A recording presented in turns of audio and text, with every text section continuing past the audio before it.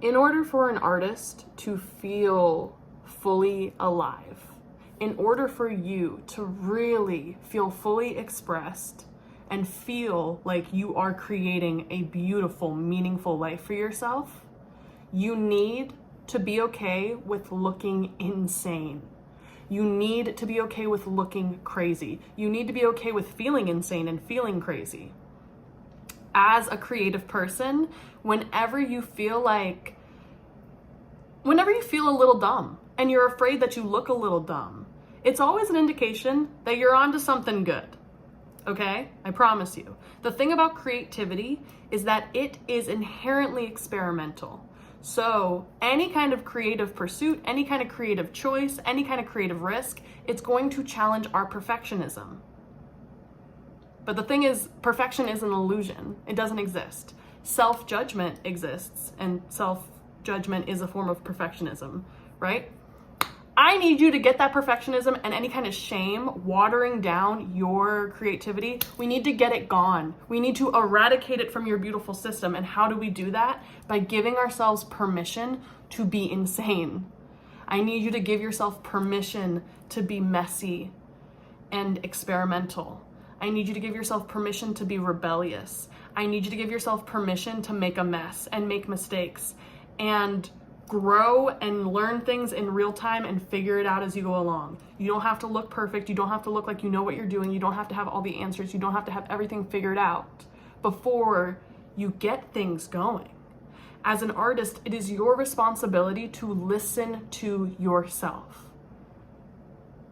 That is all you are responsible for at any point in time. The thing is, I believe that all of us are creative beings. To be a human is to be a creative being. This is because all children are objectively inherently creative, and therefore all adults would also be objectively inherently creative. However, as we age and take on different life experiences, of course, our relationship to our creativity changes. The thing is, your creativity, it's in your decision-making skills. I think it's sad that we've done creativity a disservice by chopping it up to arts and crafts. It's so much bigger than that. It's the way we operate. It's the way our consciousness operates. Your creativity lies in your decision-making. And I think that creativity really rests at the intersection between our internal world and the external one. And therefore, people who are much more in touch with their creativity rely on their internal world, their truth, their perspective, their wants, their needs, their imagination. When you rest on your internal world when moving through the external world, you end up living a much more creative life. Creative meaning unorthodox, unique. Okay? The flip side of like using the external world to make your external decisions, well, that just means like looking out at society, seeing what works, seeing what our parents did, and then making decisions in alignment with like tradition for tradition's sake. And that is like fine and dandy. We do it, we all do it. As a human being, you crave a sense of certainty and stability, so you buy into systems and you buy into ways of thinking that provide you that security and that stability. But also, as a human being, you also require a certain amount of spontaneity. And your psyche likes just a little bit of uncertainty. And the thing is, the more artistic you are, the more of a black sheep you are, the more of a weirdo you are, it's going to feel so gross and so ucky for you to just do things that you're told to do and live that like path of externally looking to the world to make your external decisions. An artist needs to refer back to their internal landscape as if their life depended on it, because it does. An artist needs to listen to their truth. An artist needs to listen to their body when making decisions.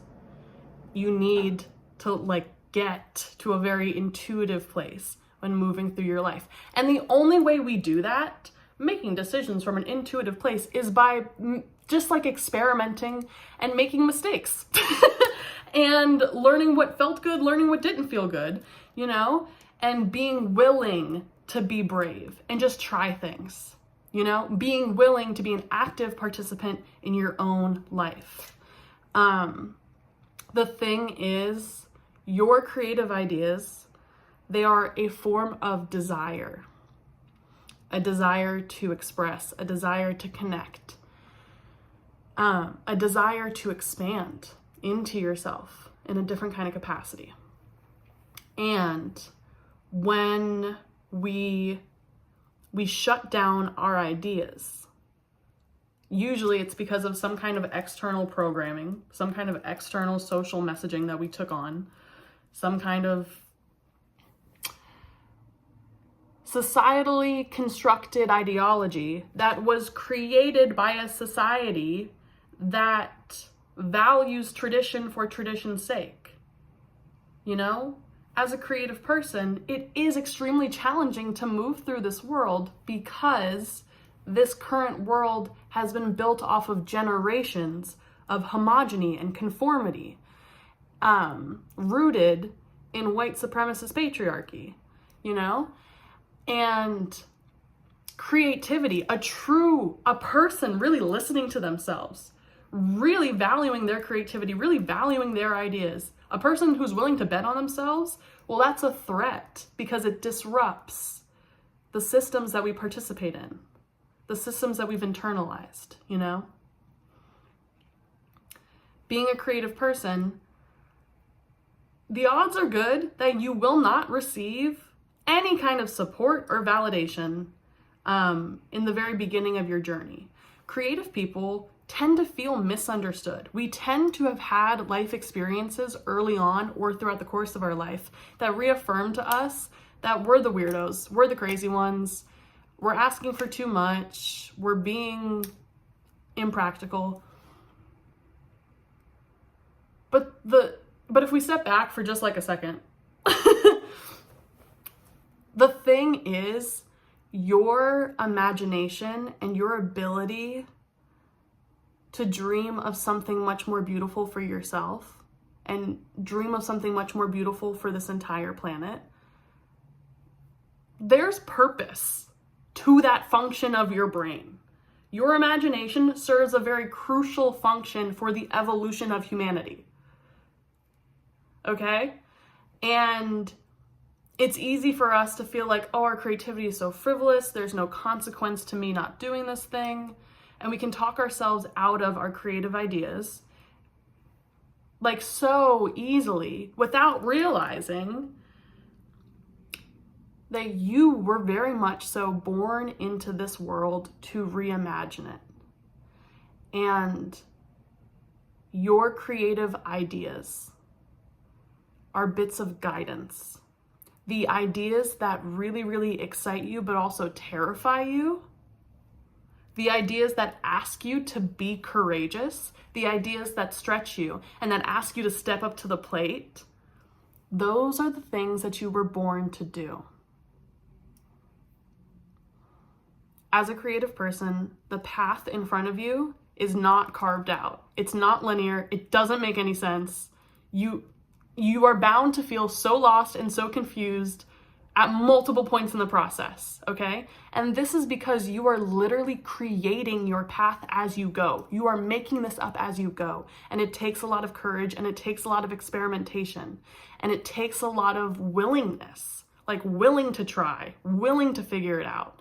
And that's a lot on your part. It's a big undertaking. And it is a noble undertaking.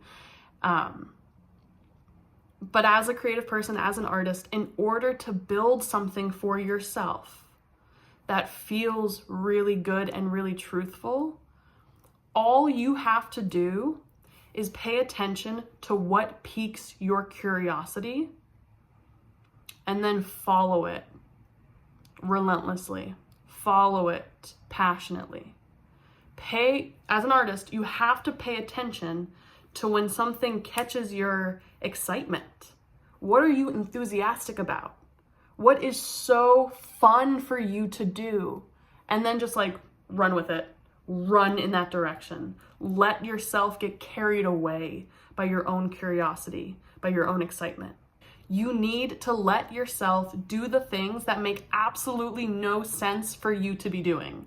And what I mean by this is whenever you have a hobby that you're interested in doing, but it makes no sense for you to pick this thing up, so you talk yourself out of it, that hobby is the thing that you need to be doing. Whenever there's a trip that you want to take, some kind of subject that you want to study, but it makes no sense. Why would I do that? Blah, blah, blah. You have to let yourself do the things that make absolutely no sense, because that is where you're really going to stumble upon something that expands you creatively. The opposite of expression, self-expression, the opposite of that is repression, self-repression. Okay? So, in order for you to feel really creative, in order for you to start really being able to listen to yourself, figure out what it is you want to make next, figure out what your next step should be, could be, it requires you listening to yourself, you being honest with yourself, and then letting yourself be insane in the pursuit of what it is you actually want. What do you actually want? And a way to like start digging around what it is you actually want is by getting clear on what it is you value. What is most important to you? Your freedom of expression, your relationship with others. What's most important? And then are you actually living in alignment with that?